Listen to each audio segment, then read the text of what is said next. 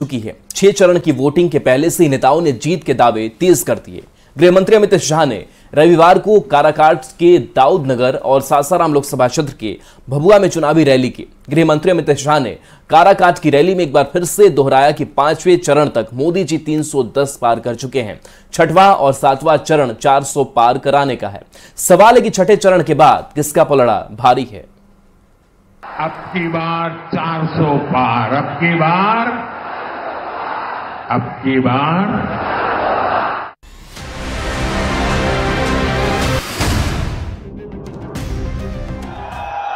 2024 का चुनाव अपने अंतिम चरण में पहुंच चुका है।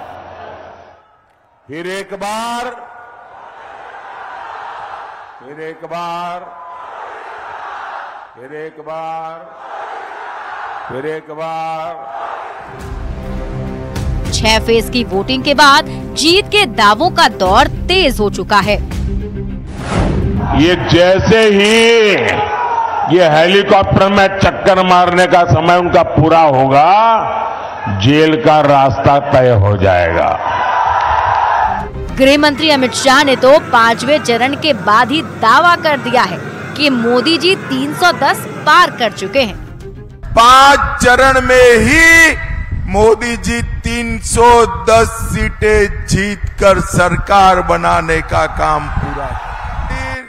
7वें चरण के चुनाव के लिए उपेंद्र कुशवाहा के पक्ष में रैली करने आए अमित शाह ने काराकाट की धरती से एक बार फिर 400 पार के दावे को दोहराया। नाम कर मेरी बात की शुरुआत करना चाहता हूँ। ये 6ठा और 7वां ये 400 पार कराने का है। ऐसा नहीं है कि ये दावे सिर्फ सत्ता पक्ष की तरफ से ही किए जा रहे हैं।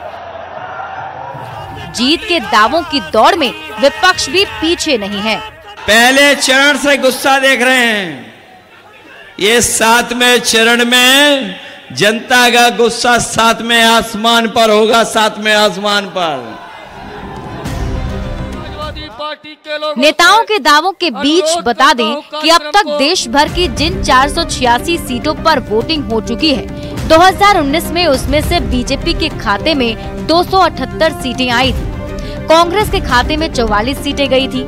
बात एनडीए और यूपीए की करें तो इन 486 सीटों में से एनडीए के खाते में 320 सीट गई थी, जबकि यूपीए के हिस्से 87 सीटें आई थी। वहीं अन्य यानी कि निर्दलीय सहित छोटी पार्टियों के खातों में 79 सीटें गई थी। सिर्फ 6ठे चरण की बात करें तो 58 में से अकेले 40 सीट बीजेपी के खाते में गई थी, जबकि सहयोगियों को 5 सीट पर जीत मिली थी। यानी 2019 में 6ठे चरण की 58 सीट में से एनडीए के खाते में 45 सीटें आई थी।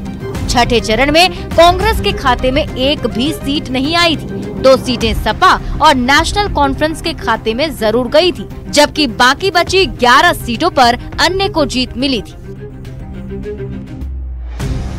बात 7वें और आखिरी चरण की करें तो 7वें चरण में देश भर की 57 सीटों पर चुनाव है। अभी सभी दलों ने अपना पूरा फोकस 7वें चरण की 57 सीटों पर कर दिया है। 7वें चरण की 57 सीटों में 2019 में बीजेपी 25 सीटों पर जीत हासिल की थी, जबकि कांग्रेस को 8 सीट पर जीत मिली थी। वहीं एनडीए के खाते में 33 सीटें आई थी, जबकि यूपीए को 12 सीट पर जीत मिली थी। 12 सीटों पर अन्य के उम्मीदवार जीते थे। Bureau report, news 18। Modi ji को जय श्री राम। तो प्रधानमंत्री नरेंद्र मोदी ने लालू परिवार पर बड़ा हमला बोला है। पीएम मोदी ने कहा कि नौकरी के बदले जमीन लिखाने वालों का हेलीकॉप्टर में चक्कर मारने का समय पूरा हो गया है, अब जेल जाने का रास्ता तय होगा। पीएम मोदी के इस बयान पर तेजस्वी यादव ने भी उसी अंदाज में पलटवार किया। पीएम मोदी के बयान पर बिहार की सियासत सुलग गई है। ये जैसे ही ये हेलीकॉप्टर में चक्कर मारने का समय उनका पूरा होगा, जेल का रास्ता तय हो जाएगा। हमारे भगवान कृष्ण का जन्म जेल में हुआ है, डरा किसको रहे हैं। बिहार की सियासत में इस समय जेल शब्द की चर्चा सबकी जुबान पर है। उसकी वजह है पीएम मोदी का एक बयान। डेहरी ऑन सोन की रैली से पीएम मोदी ने लालू परिवार पर बड़ा हमला बोला। पीएम ने कहा कि जिन्होंने बिहार के गरीबों को लूटकर नौकरी के बदले जमीन लिखवाई है, उन लोगों के जेल जाने का काउंटडाउन शुरू हो चुका है। कान खोल के सुन लो, उनका भी जेल जाने का काउंटडाउन शुरू हो चुका है।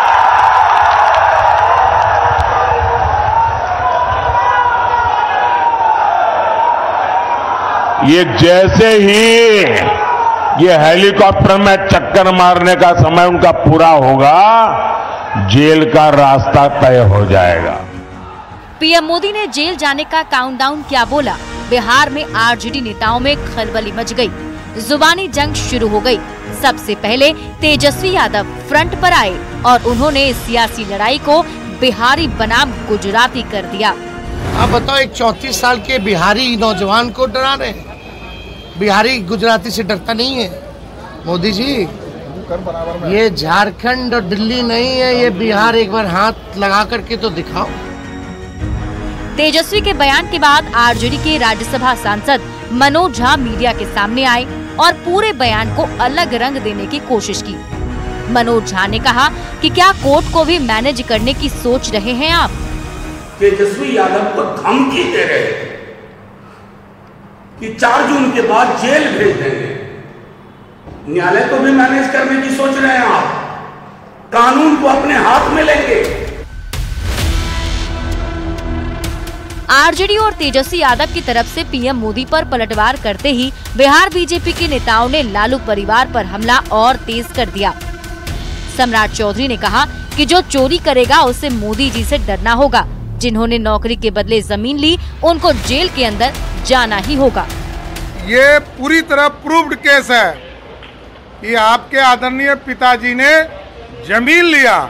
बहुत दूर नहीं है, इस पटना एयरपोर्ट के 1 किलोमीटर की दूरी पर आपके पिताजी ने जमीन लिया और जमीन के बदले नौकरी दिया। तो चोरी करने वाले को जेल के अंदर जाना ही पड़ेगा। लोकसभा चुनाव के आखिरी चरण का मतदान 1 जून को होगा। इस दिन बिहार में 8 लोकसभा की सीटों पर वोटिंग होनी है। आखिरी चरण के पहले पीएम मोदी के तेजस्वी के जेल भेजने वाले बयान से बिहार में जो माहौल बना है, उसका वोटिंग पर कितना असर पड़ेगा, ये तो 4 जून को ही पता चलेगा। न्यूज़ 18 के लिए पटना से